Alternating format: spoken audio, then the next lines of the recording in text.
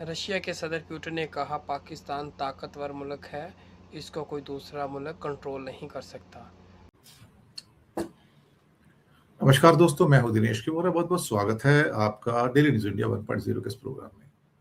Putin ने एक interview के अंदर कहा कि एक भारतीय रिपोर्टर ने क्वेश्चन किया तो उन्होंने कहा कि पाकिस्तान एक बड़ा देश है, कोई छोटा देश नहीं है, तो आप उसको छोटा देश समझने की कोशिश ना करें। इस बीच में ट्रंप ने एक भारतीय रिपोर्टर को एक उल्टा सीधा कमेंट किया, रिडिक्यूल किया कि वो इंडियन है। तो मुझे लगता है कि जो ट्रंप और अमेरिकन में आजकल इंडियंस के प्रति काफी एक हेट्रेड सी आती जा रही है। सरकास्टिक कमेंट, रिडिक्यूल करने वाले कमेंट, ह्यूमिलेट करने वाले कमेंट्स आजकल किए जा रहे हैं, नस्लीय कमेंट जिसे क्या कहते हैं वो किए जा रहे हैं। इस बीच पे ज़ेलेंस्की ने एक लेटर लिखा है कि पुतिन के साथ में किसी एक न्यूट्रल जगह के ऊपर बातचीत करना चाहूंगा अगर उन्हें मंजूर है। तो ये पहली बार मुझे लगता है 4.25 साल में ऐसा हुआ कि ज़ेलेंस्की ओपनली एक लेटर लिख रहे हैं कि हाँ, मैं बातचीत करना चाहता हूँ। पहली खबर जिस पे आते हैं कि पाकिस्तान एक बड़ा देश है, चीन के कंट्रोल में नहीं है। अब एक सेंट पीटर्सबर्ग में एक इंटरनेशनल मीडिया से बातचीत कर रहे थे पुतिन, और वहां पर उनसे काफी सवाल किए गए, और इस बीच में पाकिस्तान और चाइना की जो दोस्ती थी उसका भी उन्होंने बचाव किया। और जब पाकिस्तान के रूस और चीन के रिश्तों के बारे में पूछा गया तो उनका कहना था कि हम इंडिया और पाकिस्तान के बीच में जो बॉर्डर की जो पेचीदगियां हैं, जो उनकी कॉम्प्लेक्सिटीज हैं बॉर्डर के डिस्प्यूट के ऊपर, कश्मीर के बारे में, उसको हम समझते हैं। बस इतना कहकर टाल दिया।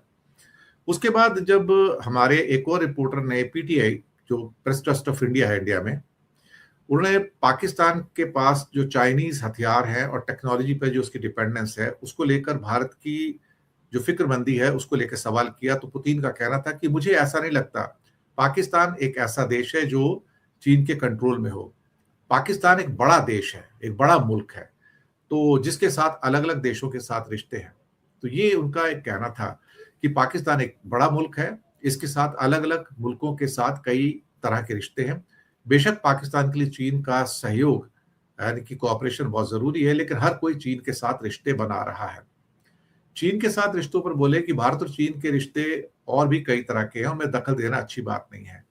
पुतिन का कहना था कि बेशक हम भारत चीन दोनों जगह अपने दोस्तों के साथ बातचीत करते हैं, और उनका कहना था कि चाइना, अमेरिका, रशिया और इंडिया जो है वो ग्लोबल पावर है, दुनिया की 4 बड़ी जीडीपी हैं, तो इनको आप इग्नोर नहीं कर सकते हैं।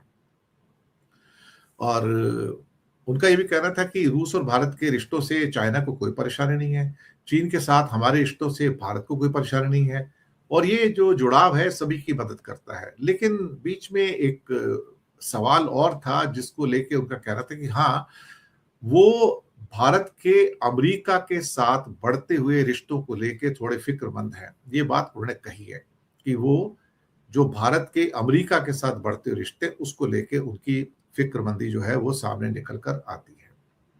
इस बीच में एक और इंटरव्यू के दौरान ट्रंप ने एक इंडियन रिपोर्टर को रिडिक्यूल किया, रादर ह्यूमिलेट किया। पहले भारत को हेल होल कहा था उन्होंने एक बार, कुछ दिन पहले की बात है, नरक जैसा है इंडिया। अब इंडियन रिपोर्टर का मजाक बनाया, और ये उनकी मजाक बनाने की यानी कि तंज कसने की एक किस्म से पुरानी आदत है। तो पहले जब नरक बताना या गटर के जैसे इंडिया को बताना, और अब एक इंडियन रिपोर्टर ने सवाल किया तो उसको एक उस पे आगे सवाल किया, क्या तुम जर्मनी से हो? अब फिर उसके बाद ने कहा, अच्छा अच्छा, तो तुम इंडियन हो, और फिर तुम सेंट्रल कास्टिंग हो, ये बहुत अच्छी बात है। ये कह के ये कहा कि तुम इंडियन हो, उन्होंने और ज्यादा मजाक बनाया। अब सेंट्रल कास्टिंग का मतलब क्या होता है यहाँ पर? ये अमेरिका में एक टर्म यूज की जाती है, बाकी दुनिया में नहीं। सेंट्रल कास्टिंग कहने का मतलब ही रिपोर्टर का मजाक उड़ाना था। इस वर्ड का इस्तेमाल हॉलीवुड की फिल्मों में लीड कैरेक्टर के लिए किया जाता है। सेंट्रल कास्टिंग एक हॉलीवुड की टर्म है जिसका यूज उन लोगों के लिए किया जाता है जो बिल्कुल किसी फिल्म के परफेक्ट हीरो किरदार जैसे दिखते हो। लेकिन यहाँ पर किसी को हीरो बोलना है, मतलब ये हीरो बोलना नहीं है, यानी कि तो हीरोगिरी कर रहे हो तुम। इसका मतलब ये हो गया एक्चुअली कि तुम तो बिल्कुल हीरोगिरी कर रहे हो यहाँ आके। तो वो सेंट्रल कास्टिंग उस संदर्भ में कहा जाता है कि जहां पर वो उसका मजाक बनाया जाता है। तो फिर कहा कि तुम इंडियन हो, अच्छा अच्छा, तो तुम तो सेंट्रल कास्टिंग हो, यानी कि हीरोगिरी कर रहे हो तुम तो ये एक किस्म से कहा जाए बहुत बुरा एक किस्म से टेस्ट था। क्या कहा कि president Trump to reporter with thick Indian accent, are you from India? I thought you are from Germany, I am only kidding, यानी कि मजाक कर रहा था। You are central casting, okay that's very good thing. ये मतलब भारतीयों के बोलने का, लहजे का मजाक उड़ाया उन्होंने कि जैसे उनको ही सिर्फ अंग्रेजी आती है, बाकी किसी को अंग्रेजी नहीं आती है। इन एक्चुअलिटी अमेरिका के लोगों को खुद को अंग्रेजी बोलने ढंग से नहीं आती है, क्योंकि वो दरअसल एक अमेरिकन इंग्लिश लेके चलते हैं जो उनका एक अलग सिस्टम है। लेकिन इसका मतलब ये नहीं कि वो प्योर इंग्लिश बोलते हैं। हम हिंदुस्तानी उनसे बेहतर इंग्लिश बोलते हैं, क्योंकि हमारी इंग्लिश ओरिजिनल जो ब्रिटिश इंग्लिश है वो उसके करीब है। और इसीलिए ब्रिटिश भी देखा जाए तो अमेरिकन का मजाक बनाते हैं कि तुमको अंग्रेजी बोलनी नहीं आती एक्चुअली, और तुम राउडी, मतलब एक तरह से कहते हैं राउडी कैरेक्टर तुम लोग सारे के सारे। अब ये सारे के सारे चक्कर है। तो एक बार पहले भी उन्होंने एक रैली के अंदर 2016 की बात थी कि जब भी आप अपने क्रेडिट कार्ड कंपनी को फोन करते तो आगे से आवाज आती कि हम भारत से बोल रहे हैं। माने फिर कहते नहीं भारत एक बेहतरीन जगह है, वे भारतीय नेताओं से नहीं बल्कि अमेरिकी नेताओं की बेवकूफी से परेशान है। वो दरअसल कहना कुछ और चाहते हैं, कहते कुछ और है, लेकिन मकसद ये होता है कि दूसरे को ह्यूमिलेट किया जाए या उसका मजाक उड़ाया जाए। इस बीच में जेलेंस्की ने खुला लेटर लिखा है पुतिन को, और ये कहा है कि भाई अगर हम किसी न्यूट्रल कंट्री में मिलते हैं, आपस में बातचीत करते हैं, तो सामने बैठ के हम बातचीत कर लेंगे कि कैसे भी करके हम इसको सॉल्व कर लें। हम चाहे तो स्विट्जरलैंड में मिल सकते हैं, टर्की में मिल सकते हैं, या कोई अरब का कोई देश हो जो इस बातचीत के लिए उचित हो, तो वो हमारे साथ आ सकता है। जेलेंस्की कहना था कि बातचीत ना तो कीव में होनी चाहिए, ना मॉस्को में होनी चाहिए। इन मुद्दों का जो सॉल्यूशन है दो देशों के नेता ही कर सकते हैं, और पुतिन को कोई तारीख नियत कर लेनी चाहिए। जेलेंस्की का यह भी कहना है कि अब अमेरिका पर निर्भर होकर हाथ पर हाथ धरे रहने का कोई फायदा नहीं है। अमेरिका का ध्यान इस टाइम ईरान पर ज्यादा है। रूस पर हालांकि उन्होंने गंभीर आरोप लगाए हैं कि वो ऐसे में ज्यादा से ज्यादा बैलिस्टिक मिसाइलों का इस्तेमाल करने लगा है, और वो रूस चाहता है कि युद्ध 1-2 साल और चले ताकि उसे किसी तरह कुछ हासिल हो जाए। उनका कहना है कि पुतिन चाहते हैं कि बेलारूस भी संघर्ष का हिस्सा बन जाए। इसके अलावा रूस मोल्दोवा में अपने सपोर्टर के जरिए कुछ तनाव पैदा करने की भी कोशिश कर रहा है।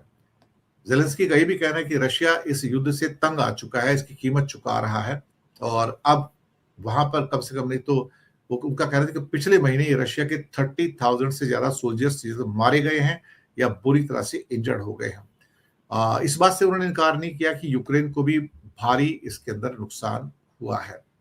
लेकिन ये जंग फिलहाल खत्म होती तो नजर आती नहीं है, लेकिन अगर कोशिश की जाए तो हाँ शायद हो सकता है कि किसी मोड़ पे आके इसे रोकना तो पड़ेगा। 4.25 साल हो चुके हैं, 5वां साल चल रहा है ये, और इसको कहीं ना कहीं तो विराम देना पड़ेगा, कहीं ना कहीं तो इस पर रोक लगानी पड़ेगी। लेकिन ईस्टर्न यूक्रेन जो कि इस समय पूरा का पूरा रशिया के कब्जे में है, वो उसको कभी छोड़ेगा नहीं।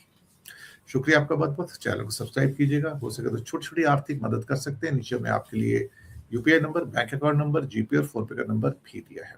किसी एक को चुनकर छोटी सी मदद करेंगे, अच्छी पत्रकारिता को बचाने में आप हमारे सहयोगी भी बनेंगे। बहुत बहुत धन्यवाद।